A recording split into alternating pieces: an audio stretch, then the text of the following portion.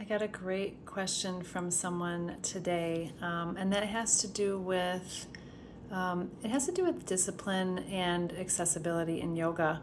Um, Yoga is almost entirely a discipline of concentration and mental aspects. Now, we do hatha yoga systems with physical postures, and we get all these amazing physiological benefits. But I find that the yoga beyond that isn't necessarily being transmitted. It's much harder to transmit the big picture mental aspects of yoga. Although even as I'm saying this, I'm like, is it that hard, or is it just that we're forgetting how important it is? So many of us in this amazing Bikram yoga system and Ghosh lineage have been trained very well in terms of exactly what to do, how to do, when to do it. And I think through our experience, we realize we know deeply and we've embodied the mental discipline of it. But I think sometimes we forget, or I don't know everything that's happening out there in the Bikram yoga world, let alone beyond that. But if we as teachers transmit what yoga is properly, you can have simultaneously the most mentally focused, concentrating, internally disciplined group of practitioners at absolutely any level or age or level of function or brokenness or wholeness with the body. Those things are not mutually exclusive. So I think it's important to be aware as teachers when you try to make your class accessible, that does not mean there's any less discipline in it. But you have to really think deeply, what do you mean by discipline? I've heard of studios where if you're in the front row, you're not allowed to sit down. That's fine. That's absolutely fine if that's the studio's policy. It's not mine.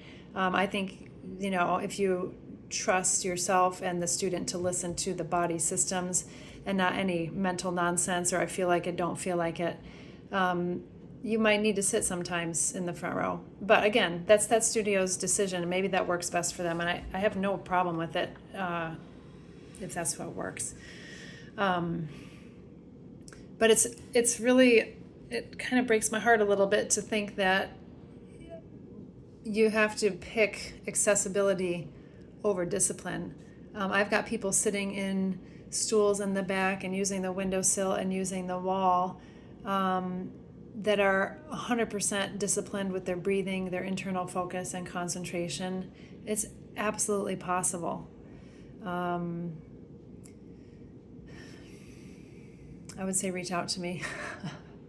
I take my class. I don't know. But you got to figure out a way to transmit the principles of concentration, the mental desire to be focused, the desire to transform internally.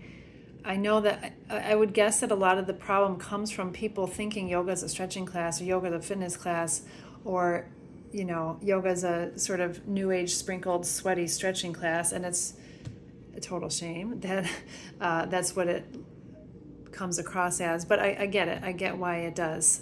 There's been so many dilutions and just stuff going on over the years. So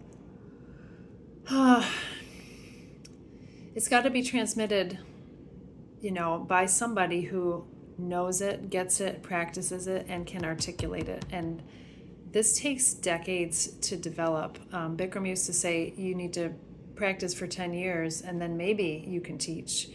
I agree, you need to have a 10-year practice. You also need to think of these principles and the philosophies and practice with them, embody them, and then have the proper language delivered in the right way to each person.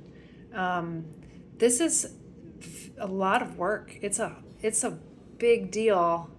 I love it personally. It's the most wonderful challenge for me in my life. I don't think in general we give it its due. We don't take it seriously enough. because it's really challenging to do all those things. It takes a long time, and for someone who really does that and lives it, there's not going to be a lot of people that stick around for it that long. So seek one of us out, I guess.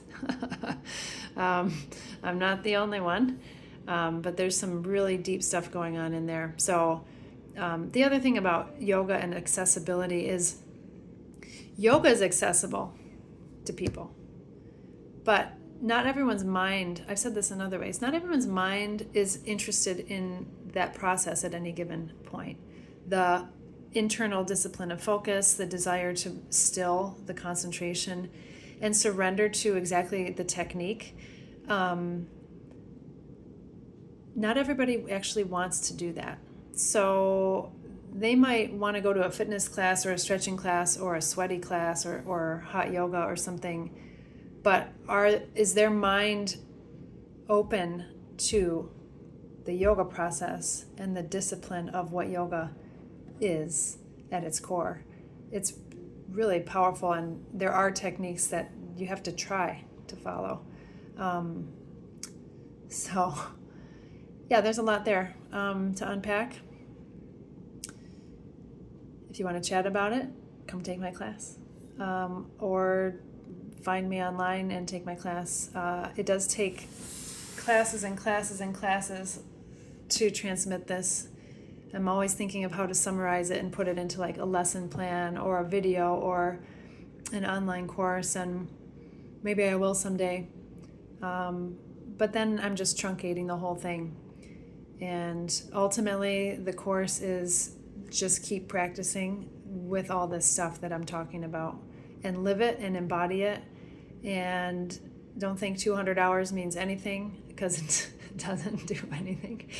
Start with 1,000, and that's the beginning. That's a baby step, like 1,000 hours of serious practice, integration, thinking about what the postures are, practicing teaching. That's like a beginning amount of teaching. Don't buy this fitness, whatever, 200, 300, 500 business. It doesn't do what yoga is intended. So I love yoga. It's amazing.